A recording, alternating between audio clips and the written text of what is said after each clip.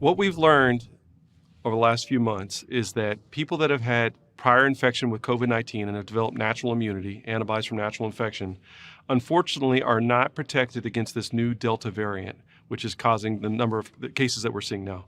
So prior infection, unfortunately, does not confer good protection against this Delta variant. The prior strain was different than this current strain, which is more virulent, transmits more readily, and so you will not be protected with natural infection alone. There's been a lot of questions about the safety of the vaccines because of the rapid timeline in which they received this emergency use authorization from the FDA. The important thing to recognize is that they still went through the same process of trials and study that other vaccines have in the past. There was some overlapping of the trials to allow some compression of that timeline, but the COVID vaccines have all had to go through phase 1, 2, and 3 trials to make sure that they were both safe but also effective before they received this emergency use authorization. Following that FDA decision, they're still undergoing analysis. So there's ongoing study that's been continuing for these vaccines to make sure that they are still safe and effective for the people that have received them. At this point, we now have information or data beyond 6 months for people that received these vaccines in the early trials. And so they're still continuing to monitor that before they give their full approval, which is expected sometime this month or next. So I'm always concerned when someone says they'd rather take their chances with COVID-19 than the side effects from the vaccine. The side effects from the vaccine at this point are really well studied. Over 300 million doses have been administered in the United States. Side effects are generally very, very mild. They occur within the 48 hours of receiving the vaccine, usually more after the second dose than the first dose. And they tend to last for about 24 to 25 hours before resolving. Sometimes people have some muscle aches. Sometimes they have a little bit of fatigue. Fever is less common. They tend to have soreness at the injection site, which is a good sign that your immune system is working, but those symptoms go away quickly. However, infection from COVID-19 can cause a lot of problems, and nobody plans to take the time to spend a week in the hospital for a mild infection. If they end up hospitalized, or even longer, if they're sick enough to end up in the ICU, they could be in the ICU for a month. Even if they don't get admitted to the hospital, they could have symptoms that last for 4 or 5 weeks or longer if they develop the long COVID syndrome, and nobody wants to take time for that. So people do have symptoms from other vaccines that are commonly administered that we've been administering for years. Some of these vaccines cause more symptoms than others. We always hear about the flu vaccine. People can have some muscle aches, some arm soreness after the flu vaccine that they get annually. Again, that tends to be very mild, tends to be very short-lived, lasts for about 24 hours, similar to this COVID vaccine. The pertussis vaccine, the Tdap vaccine that people get, pregnant women are recommended to receive each time that they're pregnant, tends to be a little bit more reactogenic or cause more symptoms with more muscle soreness. And this COVID-19 is probably similar to that in some degree. People tend to have pretty commonly some muscle soreness at the site of injection and some other mild symptoms, but they tend to go away pretty quickly, similar to the other side effects that we see with other vaccines that are commonly administered.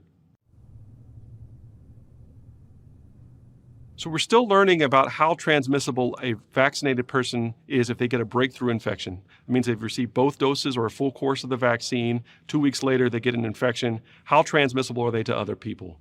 There was a study that came out relatively recently that shows that they can have viral loads that are similar to people that are unvaccinated.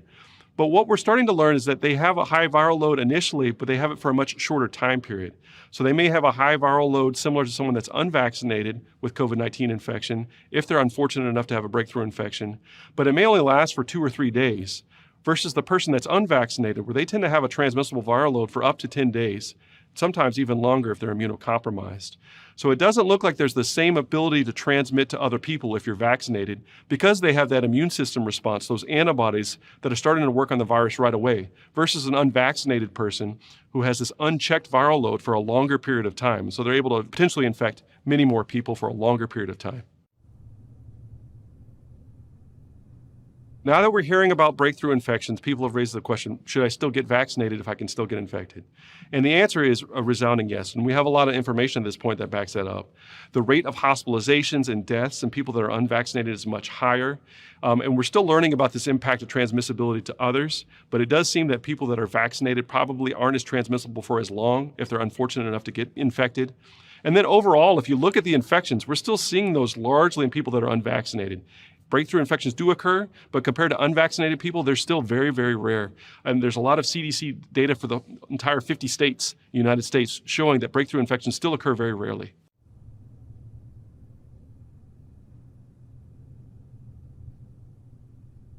I think that concern gets similar to the question about, are vaccines safe? How did they get approved so quickly? People are raising some questions about that. And I think it's good to ask questions about the vaccines, but it's important to look at credible sources of information. And it's also important to recognize that these vaccines have still gone through the same scrutiny. And actually, to some degree, these COVID-19 vaccines that have received authorization by the FDA in the United States are the most studied vaccines in probably history at this point. We also have quite a bit of experience with them. We've been giving them for months and months now. We've given over 300 million doses, but they all went through phase 1, phase 2, and phase 3 trials. These trials basically look at how it works to make sure that we avoid a vaccine that could make people worse and better. And then the phase 2 and phase 3 trials move into these placebo-controlled trials. And that means that people that participated in these studies received either the vaccine or a placebo, and neither the person that received it or the physician that was monitoring them knew which they received. And that way we can monitor how they respond to the vaccine and if they get infected.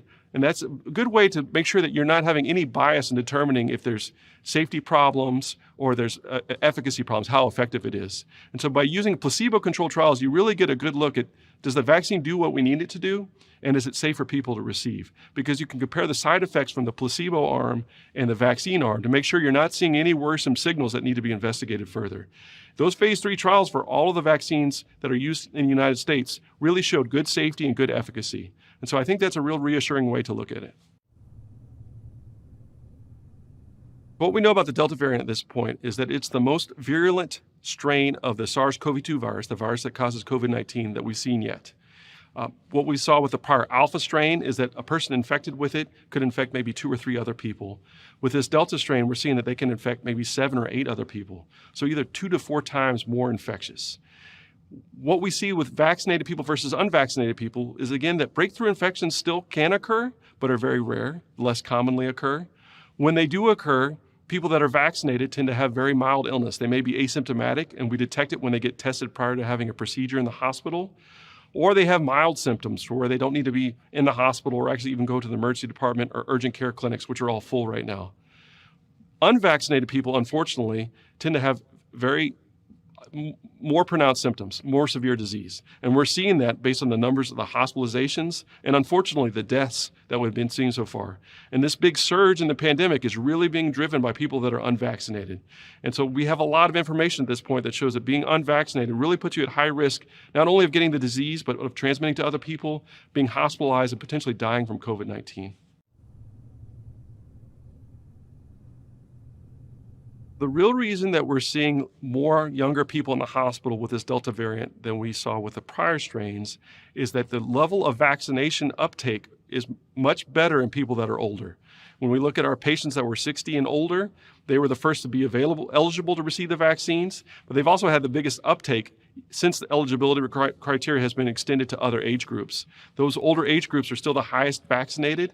And so what we're seeing is that this Delta variant is so transmissible, it's going through the country pretty quickly, especially through unvaccinated people. But we have much more unvaccinated people, even out of people that are eligible for the vaccine in that age 12 to 60-year-old age range, particularly that 12 to 30-year-old age range. So we need to get more people vaccinated. The real reason we're seeing younger people now in the hospital is because more of those people are unvaccinated. We're still learning more about Delta and how much more severe the disease may be. But the bigger reason that we're seeing more children in the hospital now is because we're seeing more children get infected. Children under 12 are still not eligible for COVID vaccines at this point.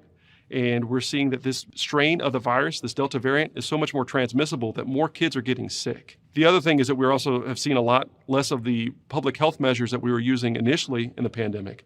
Less people are masking, more people are getting together, and we're not doing some of the other things that can help decrease transmission as well.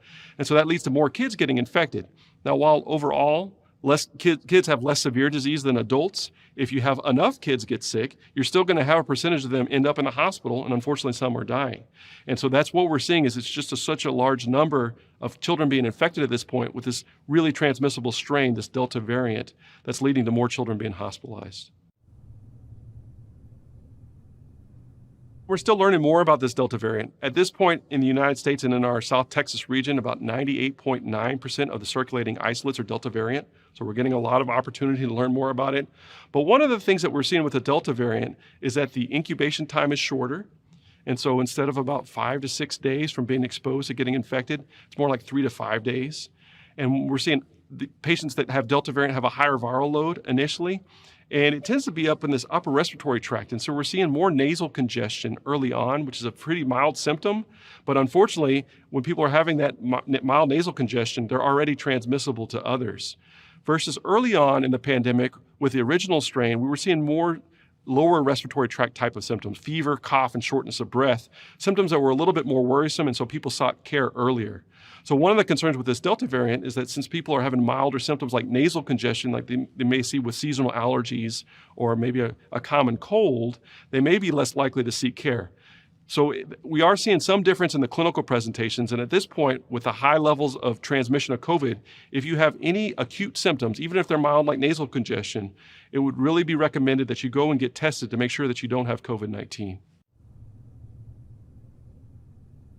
One of the questions people have to have chronic seasonal allergies, and I happen to be in that. Most people that live in South Texas long enough tend to have chronic seasonal allergies, is really looking at the acuity of the symptoms. So if these are the same symptoms that you've been having, it may be more related to your allergies, and if it's responding to antihistamines or the usual medicines that you take for seasonal allergies, then it may not be COVID. But if you're seeing some change or something new, these are warning signs that you might have something different, because clinically it can be really difficult to tease out what you have.